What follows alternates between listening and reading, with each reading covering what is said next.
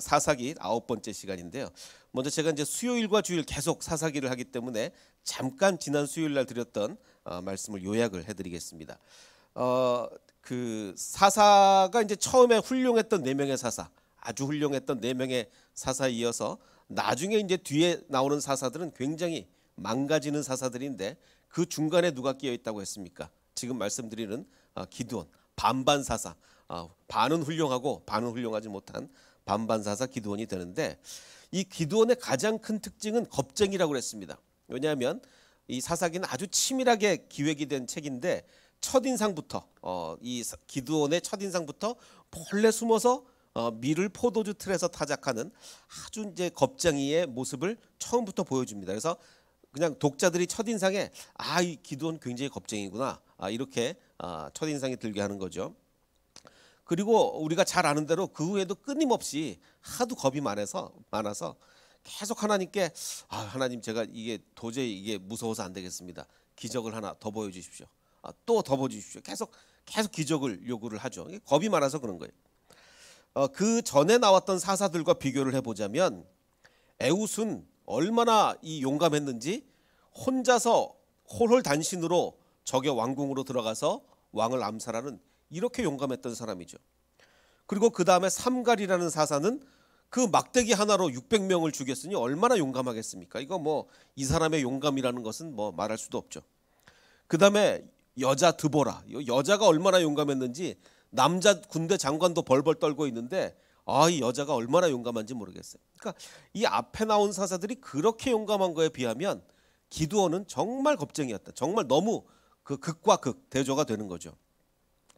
그래서 이제 그 여호와의 사자, 천사가 나타나서 하시는 말씀이 큰 용사여, 이렇게 겁쟁이한테 나타나서 큰 용사여, 여호와께서 너와 함께 하신다라고 얘기한 것은 여호와께서 너와 함께 하시기 때문에 큰 용사다. 이것을 제가 지난 수요일에 말씀을 드렸습니다. 그 장애인 올림픽, 지금은 이제 그냥 올림픽이 열리고 있고 요거 끝나면 장애인 올림픽을 할 텐데, 장애인 올림픽에 관련된 아주 유명한 말이 있죠. 올림픽에는 영웅들이 탄생하고 장애인 올림픽에는 영웅들이 출전한다. 이게 무슨 말입니까? 이 올림픽을 거치면서 정말 몇 명의 영웅들이 막 태어납니다. 정말 멋진 그 기록을 남기는 굉장한 영웅들이 탄생을 하죠. 근데 장애인 올림픽은 이미 영웅인 사람들이 출전하는 거예요. 그 장애를 극복한 출전한 모든 사람들이 영웅입니다. 이미 영웅인 사람들이 출전하는 거죠. 지금 이 사사도 마찬가지입니다.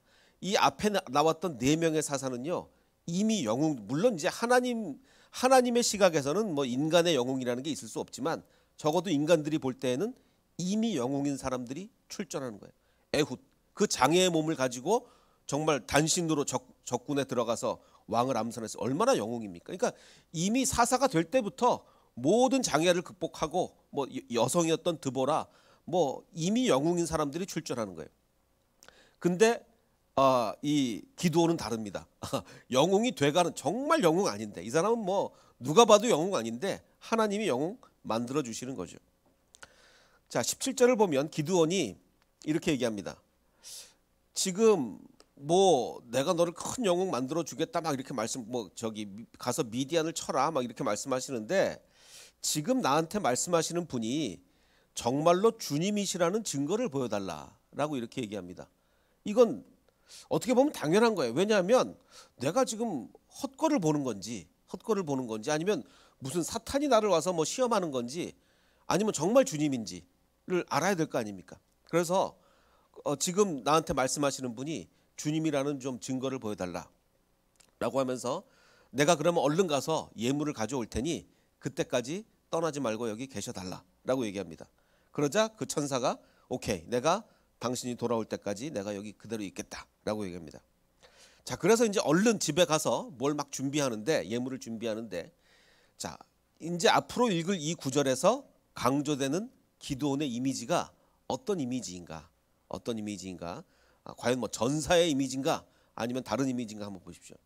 기드온이 즉시 염소 새끼 한 마리를 준비하고, 그 다음에 밀가루 한 에바로 빵을 만들고, 그 다음에 고기는 바구니에 담고 국물은 그릇에 정말 도시락을 정성스럽게 쌉니다. 정성스럽게.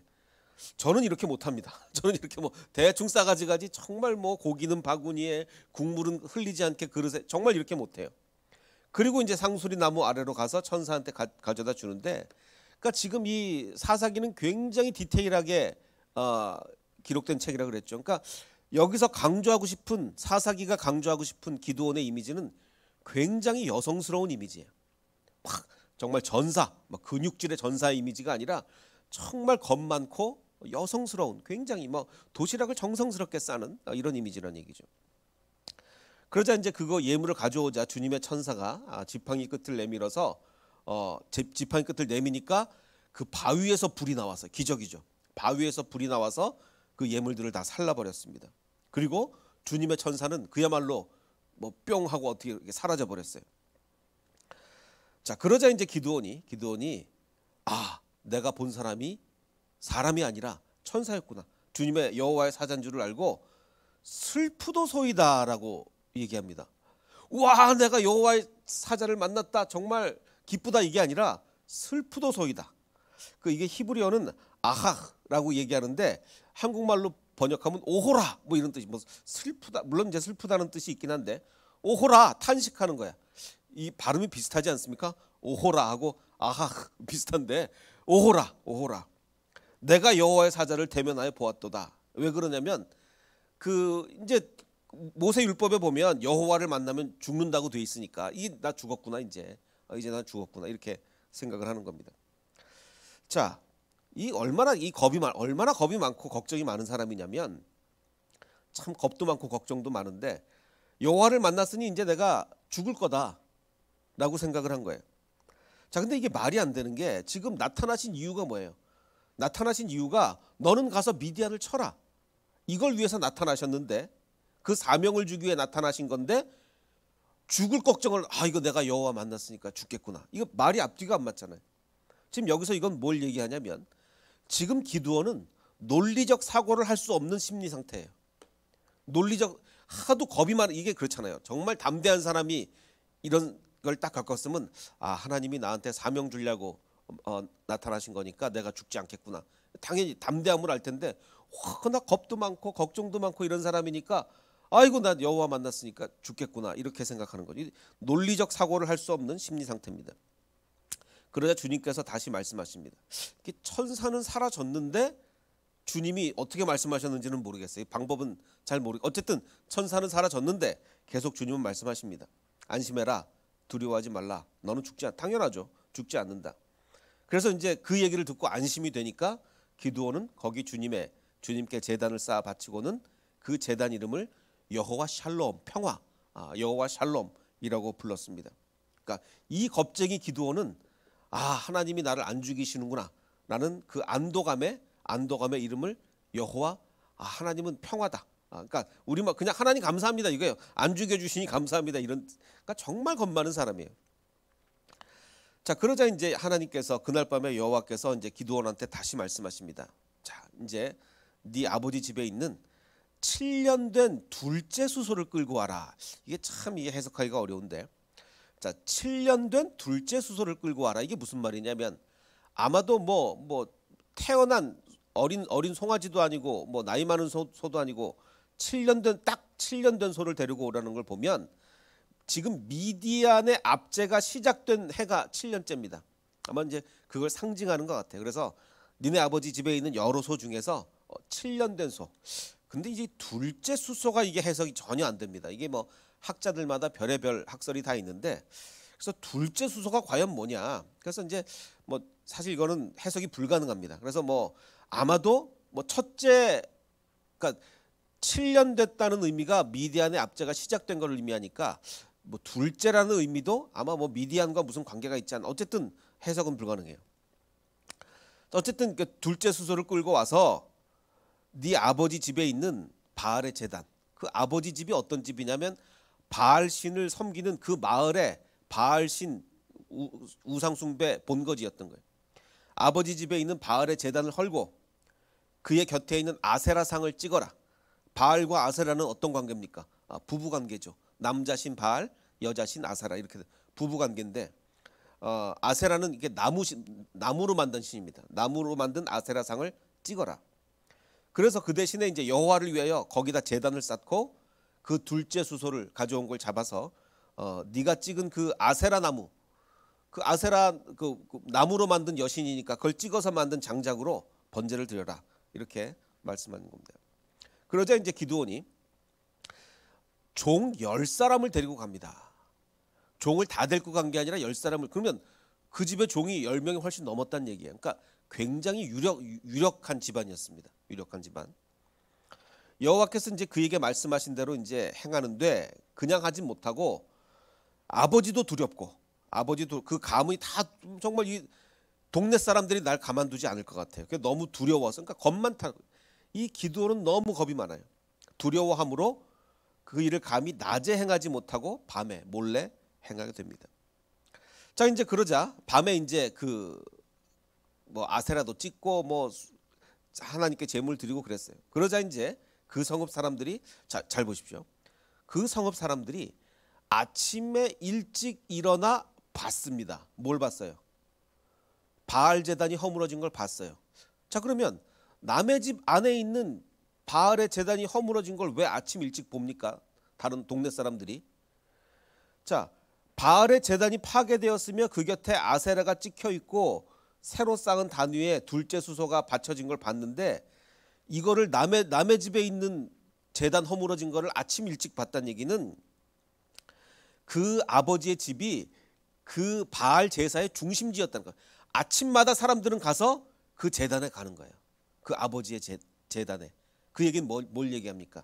지금 이 아버지의 신분이 뭐겠어요?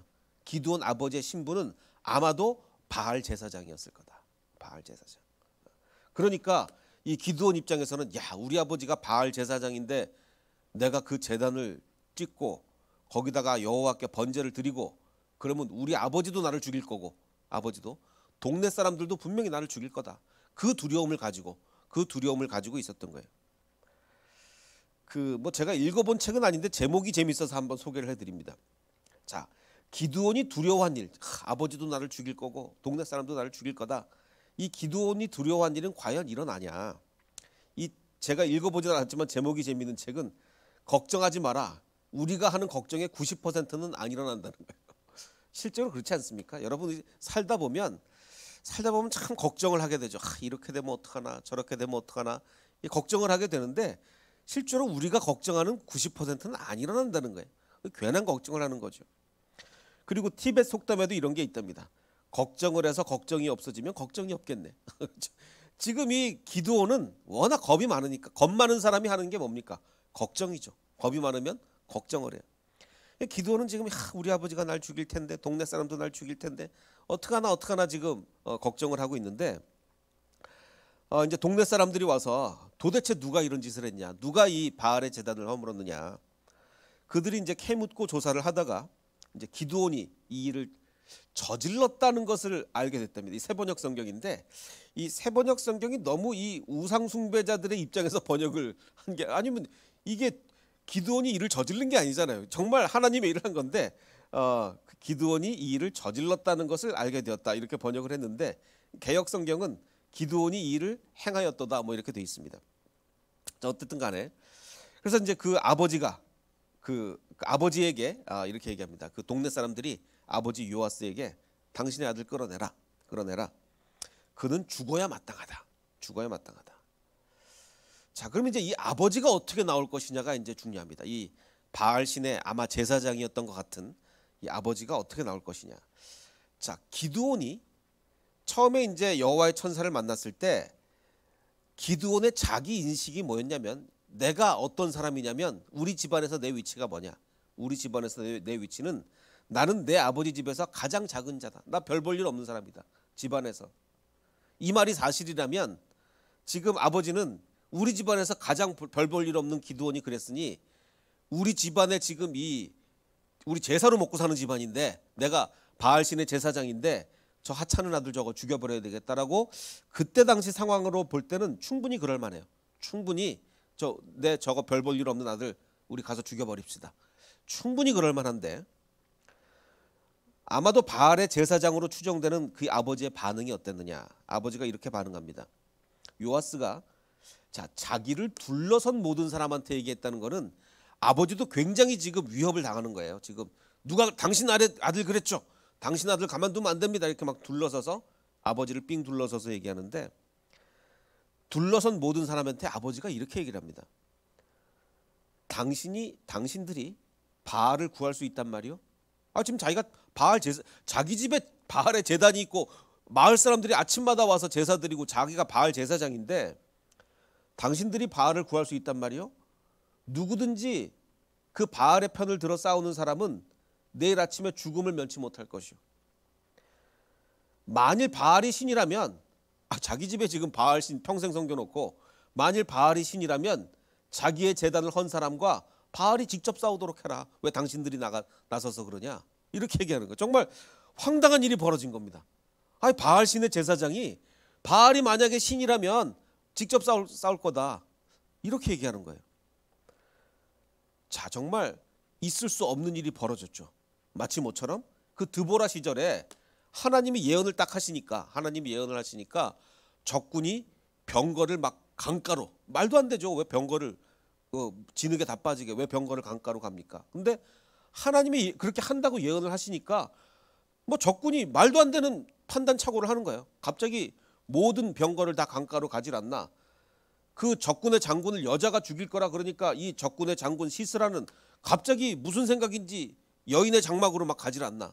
이 하나님이 뜻을 이루시려고 하면 말도 안 되는 일이 벌어지는 겁니다.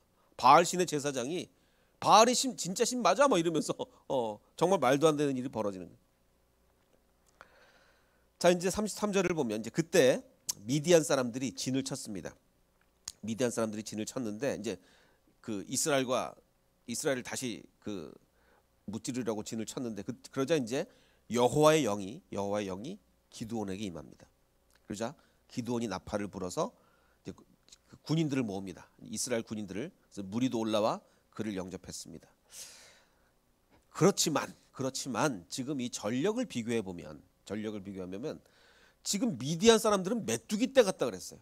메뚜기 떼 같이 정말 뭐 어마어마한 인해 전술, 그리고 막 낙타들도 엄청나게, 낙타가 요즘이야 낙타가 그냥 낙타지만 옛날에 볼 때 낙타가 얼마나 무시무시한 무기입니까? 메뚜기 같은 적들에 비해서 정말 턱없이 부족한 전력이에요. 지금 군사력의 숫자를 비교해 보면 13만 5천 대 3만 2천이에요. 비교가 안 돼요. 13만 5천 대 3만 2천이고 그냥 숫자로만 비교할 때도 그렇지만 13만 5천 중에는 어마어마한 낙타들이 있고 더군다나 지금 점령군입니다. 계속 점령군이고 착취해가지고 지금 이 이스라엘의 3만 2천은 그동안 제대로 피죽도 잘 못 먹던 사람이에요. 맨날 먹을 거 다 뺏겨가지고 비실비실 영양실조에다가 피점령국의 군대라서 정말 그야말로 약체인 이런 군대들입니다. 이게 전력이 비교가 안 돼. 비교가 싸우는 의지조차 낼 수가 없습니다. 우리가 흔히 물론 기드온이 워낙 겁쟁이긴 합니다. 물론 겁쟁이인 건 사실이에요. 근데 우리가 기드온을 비난할 때 어떻게 비난합니까? 맨날 양털에 그 이슬이 맺히게 해달라, 땅에 맺히게 해달라, 맨날 이유 오고 하나님한테 이거 보여달라 저거 보여달라, 그거 왜 맨날 그러냐라고 우리가 하긴 하는데, 근데 입장을 바꿔놓고 생각하십시오. 내가 만약 기드온이라면, 내가 만약에 이제 전쟁을 하러 가야 돼요. 근데 군사력이 상대가 안 되는 거예요. 저쪽은 막 엄청난 정예군 13만 명이 넘고 우리는 그야말로 정말 밥도 제대로 못 먹은 완전 깡마른 3만 2천, 이게 전력이 비교가 안 되는데 하나님한테 하나님 진짜 이거 기적을 하나 보여달라고 안 그러겠습니까? 아마 우리 중에 누구라도 보여달랄 것 같아요. 그래서 기드온이 하나님께 이렇게 묻습니다. 이미 말씀하신 바 같이 내 손으로 이스라엘을 구원하시려거든 기적을 하나 좀 보여주십시오. 내가 너무 두렵습니다. 너무 겁이 많습니다. 양털 한 뭉치를 둘 텐데 만약 이슬이 양털에만 있고 주변 땅을 바짝 말라 있으면 주님이 이미 말씀하신 바와 같이 내 손으로 이스라엘을 구원하심을 내가 알겠습니다. 자, 물론 이미 한 번 기적은 봤습니다. 어떤 기적 봤죠? 바위에서 불이 확 나오고 천사가 갑자기 탁 사라지는 기적을 한 번 봤어요. 한 번 봤으니까 충분한 거냐? 한 번 봤으니까. 아니면 전에 기적을 보여주셨으니 한 번 더 보여줄 수 있지 않냐? 이 생각이 두 개로 나눠질 수 있습니다. 아니 한 번 봤으면 됐지 뭘 또 요구하냐?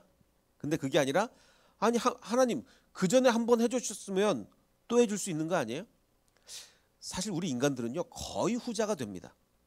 이 기적을 자꾸 바라는 신앙이 뭐가 문제인 줄 아세요? 자꾸 더 큰 기적, 더 큰 기적을 바라게 돼요. 이 사람의 심리가 그렇습니다. 한 번 봤으니까 평생 이제는 더 안 봐도 되는 게 아니라 한 번 보면 자꾸 더 큰 거 보여달라, 더 큰 거. 이게 뭐죠? 그 은사 신앙. 자꾸 뭐 은사를 발휘하는 그 은사 신앙이 굉장히 큰 한계죠. 좋은 점도 있지만 물론 좋은 점도 있지만 굉장히 큰. 저도 사실은 이 신앙생활하면서 기적을 여러 번 경험했습니다.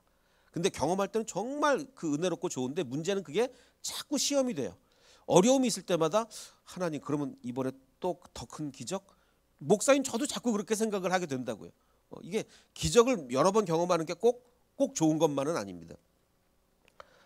자, 그래서 이제 그 기적을 체험한 사람들이 조심해야 될 것은 계속된 기적 혹은 항상 어떻게 보면 더 큰 기적을 있어야 충족이 되는 거죠. 그래서 양털 기적 한 번 한 다음에 또 하나 더 요구하는 거 아니에요. 그래서 이제 양털 기적 두 개를 다 하나님이 보여주신 다음에 여호와께서 기드온에게 이르시되 너를 따르는 백성이 너무 많다. 아니 지금 기적을 왜 보여달라 그랬어요? 기적 보여달라 그런 이유가 뭐죠? 제 백성이 너무 적습니다. 저쪽은 13만 5천인데 우리는 3만 2천이에요. 너무 적습니다. 기적을 좀 보여주십시오 라고 했는데 하나님이 기적을 보여주신 다음에 하는 얘기가 너를 따르는 백성이 너무 많다. 내가 그들의 손에 미디안을 넘겨주지 않을 텐데 왜냐하면 이는 이스라엘이 나를 거슬러서 이기고 나면 스스로 자랑하기를 내가 이겼다 라고 할까봐 내가 숫자를 줄여야 되겠다. 그래서 이런 생각을 한번 해봅니다. 이게 그 기드온이 기적을 요구하지 않았다면 하나님이 300명까지는 안 줄였을 것 같아요. 그러니까 기적을 자꾸 요구하니까 오히려 기적을 요구하니까 기적 보여주신 다음에 그러면 너 이제 내가 이 정도 기적을 보여줬으면 넌 믿어야지 그러면서 어디까지 줄입니까? 300명까지 줄이는 거예요. 내가 이 정도 보여줬으면. 그러니까 자꾸 기적 요구하지 마십시오. 기적을 경험하면 하나님은 항상 그 기적에 맞는 정말 큰 것을 우리한테 요구하시기 때문에 너무 이렇게 기적 많이 요구하시는 거 안 좋습니다.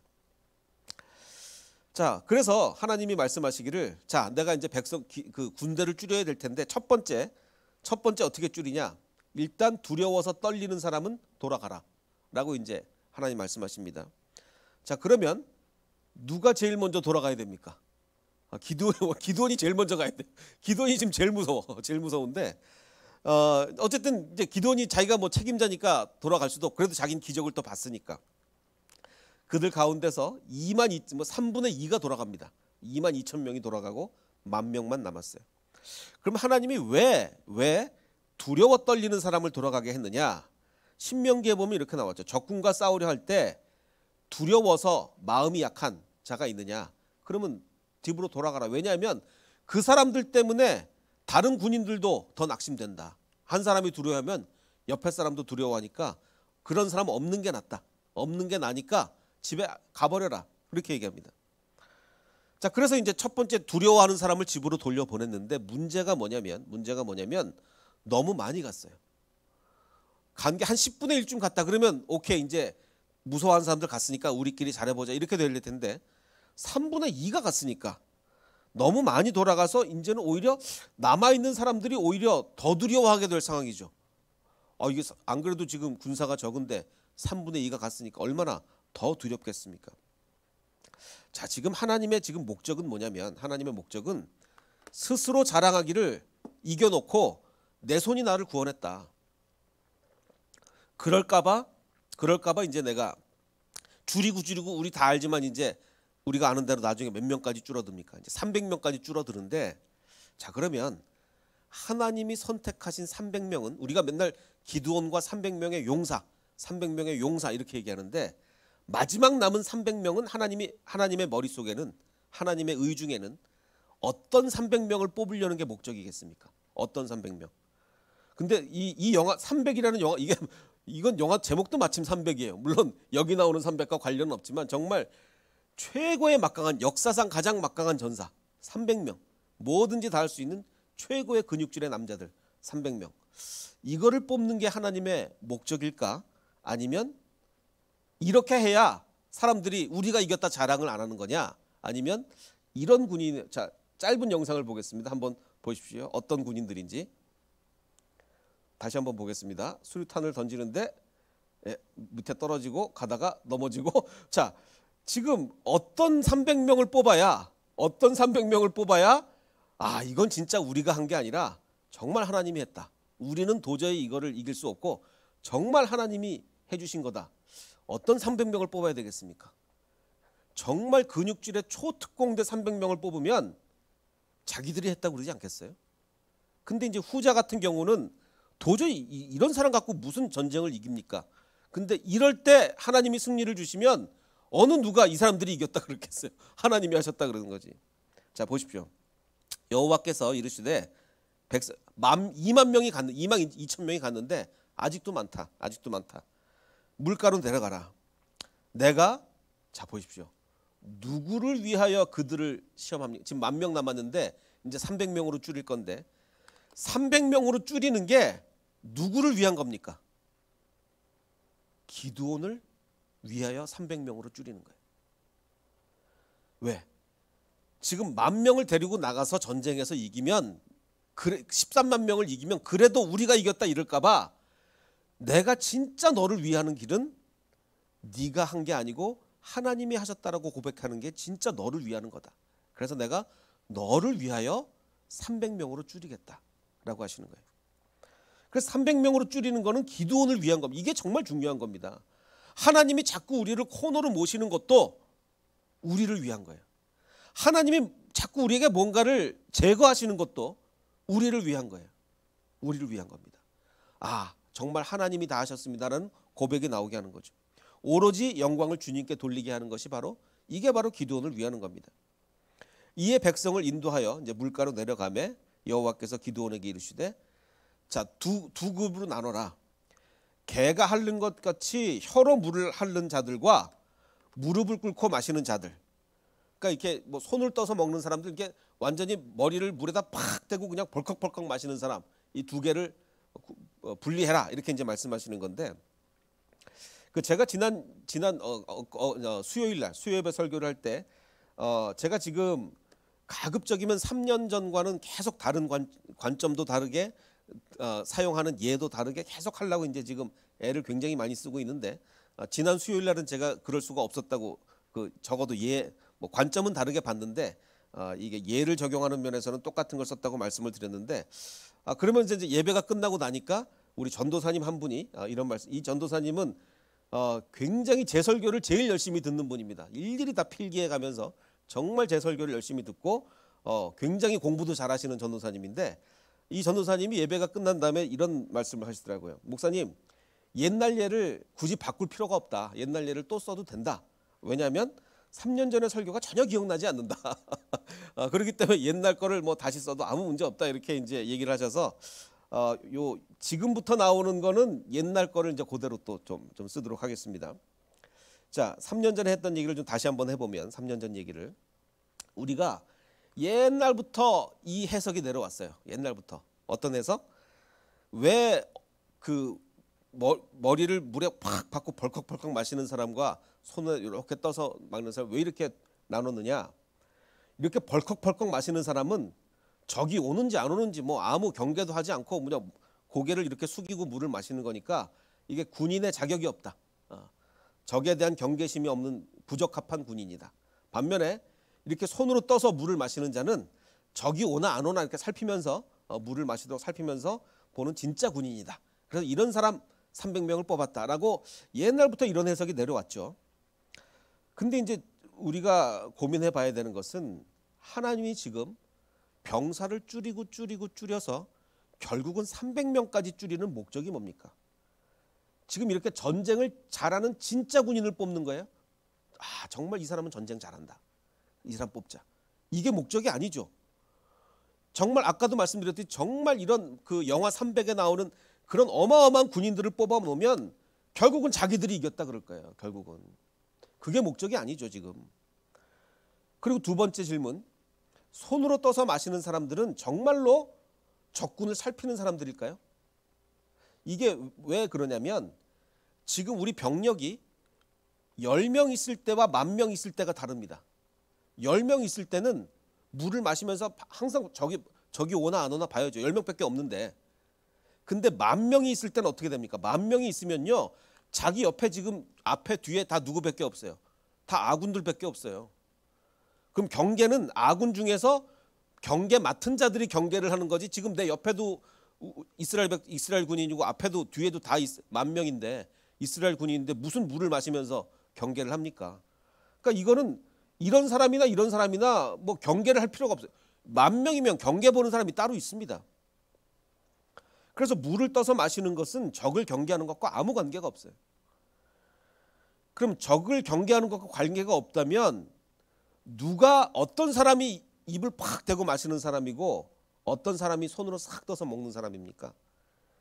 입을 팍 대고 마시는 사람은 정말 근육질의 남자. 요즘이야 무기로 전쟁하는 거지만 옛날은 무기로 전쟁하는 게 아니라 뭡니까? 옛날은 근육으로 전쟁하는 거예요. 옛날에는 근육이 있는 사람이 전쟁 잘하는 사람이에요. 그러니까 입을 그냥 정말 터프하게 강에다 팍 대고 마시는 사람은 진짜 전쟁 잘하는 사람이에요. 반면에 살짝 손으로 떠서 먹는 사람은 정말 여성스러운 사람이죠. 정말. 그러니까 지금 300명을 뽑는데 300명을 어떤 사람 뽑는 거예요? 굉장히 기드온 같은 사람 300명을 뽑는 거예요. 기드온 같은 사람. 지금 이 300명을 뽑는 이 시험의 목적은 최고의 특공대를 뽑는 게 아닙니다. 그랬다가는 더 자기네들이 했다 그러게 해요. 그게 아니라 나중에 뽑아놓은 딱 300명은 저는 아쉬운 게 옛날에 그 300명이 사진에 남아 있었으면 얼마나 좋을까. 정말 우리가 만약에 본다면 절대로 300명을 딱 보면 쟤네들이 나가서 이겼다면 이거는 절대로 쟤네들이 한 게 아니다. 이건 정말 하나님이 하신 거지 절대로 쟤네들이 한 게 아니다.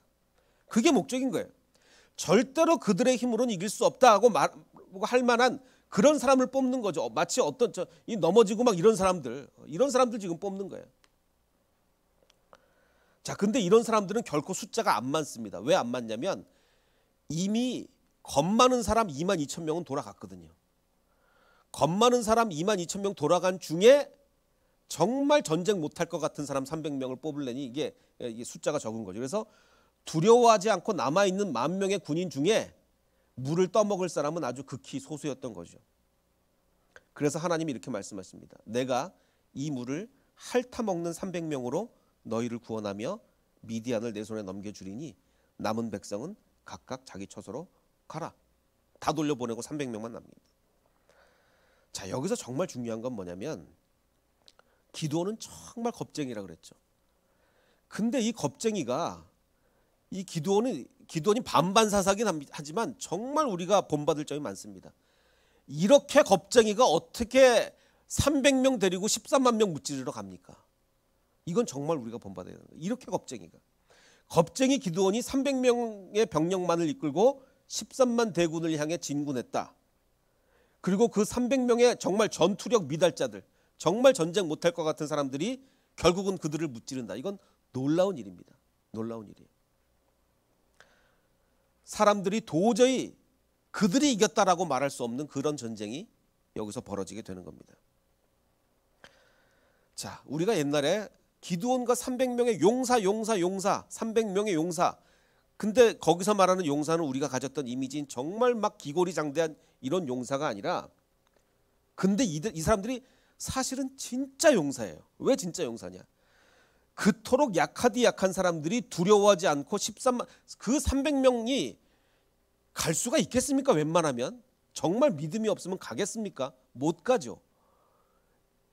그 영화 300에 나오는 그런 사람들이 아니라니까요. 근데 정말 이렇게 겁 많은 사람들이 두려워하지 않고 13만 대군을 치러 갔으니 그들은 정말 진정한 의미에서의 하나님의 용사였다. 진정한 의미에서. 그래서 우리도 이런 용사가 돼야 되겠다. 기고리장대한 용사가 아니라 정말 내가 약한데도 하나님의 일을 할 수 있는 이런 용사가 돼야 되겠다. 제가 수요예배 시간에 잠깐 말씀을 드렸는데 그 지난 수요일 날 수요예배 설교 준비를 막 이제 마무리해가는 그 시점에서 교단 총회 사무실에서 전화가 왔습니다. 제가 이 전화 때문에 한 서너 시간을 패닉에 빠져 있었어요. 왜 패닉에 빠져 있었냐면 전화가 오기를 무슨 전화가 왔냐면 제가 이제 제가 지방에 지금 총무일을 맡고 있는데 아가페 지방의 총무님이시죠? 그래서 네 맞습니다. 그랬더니 이번에 이제 그 총회가 이제 곧 열리는데 우리 그 지방회에서 목사 안수를 받을 대상자 이제 안수가 아니라 목사 이제 인준 총회에서 인정을 하는 그 목사 인준 서류를 제가 보냈어요. 근데 제가 이제 저도 이 행정 같은 걸 굉장히 잘 못하기 때문에 혹시라도 실수가 날까봐 이게 실수 나면 그 사람들 1년을 목사 인준을 못 받는 거거든요. 그래서 큰일 나니까 혹시라도 실수가 할까봐 제가 정말 많은 시간을 들여서 꼼꼼하게 다 정리해서 보내드렸거든요. 근데 이제 총회 사무실에 전화가 왔어요. 이 세 분이 인준 교육을 안 받아서 이번에 안 된다는 거예요. 서류를 돌려보내야 되겠다는 거. 정말 제가 막 패닉에 빠졌습니다. 왜냐하면 제가 실수해서 이분들이 세 분이 1년 동안 목사 인준을 못 받는다면 이게 얼마나 큰 일입니까? 정말 제가 완전히 패닉에 빠졌어요. 야, 이거 큰일 났다.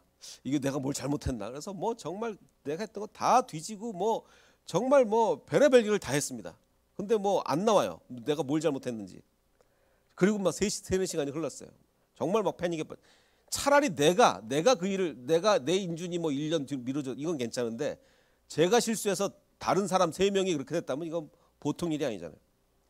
근데 나중에 다시 결국 밝혀진 게 뭐냐면 인준 교육을 그 전에 받았는데 총회 사무실에서 그 기록을 못 찾았던 거예요. 그래서 주여. 그래서 결국은 이제 아무 문제가 없던 걸로 넘어갔습니다. 근데 이제 제가 나중에 이런 생각이 들더라고요.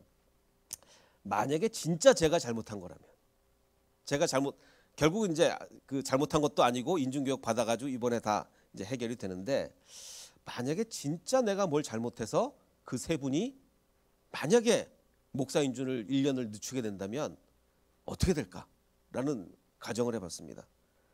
어떻게 될까요? 이럴 때는요 제가 이건 진짜 주님께 매달리는 길밖에 없겠다. 하나님 어차피 그 세 분들 목사 인준 1년 늦게 되면 그 세 분 인생이 굉장히 힘들어질 텐데 이거 제가 어떻게 그걸 보상을 어떻게 제가 그거를 해결해 드립니까? 이거는 하나님이 하시는 거는 이제 방법이 없습니다. 방법이 이게 제가 할 수 있는 일이 아니에요. 하나님이 하셔야지. 하나님이 뭐 그분들을 어떻게 역사하시든지 하나님이 하셔야지. 이거 제가 할 수 있는 일은 아무것도 없습니다. 라고 고백할 수밖에 없겠더라고요. 이 전혀 근육질이지 못한 300명의 정말 용사 아닌 용사가. 근데 중요한 건 뭡니까? 그들의 마음속에는 원래는 겁쟁이였는데 자기가 가지고 있던 그 겁쟁이 거 다 버리고 용기를 가지고 나가는 거죠. 이게 정말 굉장한 거 아니겠습니까? 왜 이 사람들이 왜 이런 마음을 가졌겠습니까? 하나님이 하신다. 이거 우리 못한다. 지금 우리 300명 봐라. 지금 너도 그렇고 나도 그렇고 우리가 가서 이기겠냐? 이거 우리가 이길 수 있는 거 아니다. 이건 하나님이 하시는 거다. 그리고 갔겠죠. 그럴 때 역사 일어나는 겁니다. 마찬가지로 우리가 아무것도 할 수 없을 때 하나님이 하시는 겁니다. 우리가 아무것도 할 수 없을 때. 그래서 6장 12절에 다시 한번 이 구절을 보면 여호와의 사자가 기드온에게 나타나서 뭐라고 얘기합니까? 큰 용사여. 정말 겁 많고 몰래 숨어서 타작하고 있고 정말 벌벌벌 떨고 맨날 기적 보여달라고 이렇게 겁 많은 사람한테 큰 용사여. 네가 왜 큰 용사인 줄 알아? 하나님이 너와 함께 하시니까. 네가 뭘 잘해서 전혀 아니고 너 근육 하나도 없고 너 아무것도 못하고 그런데 너 큰 용사야. 하나님이 너와 함께 하시기 때문에.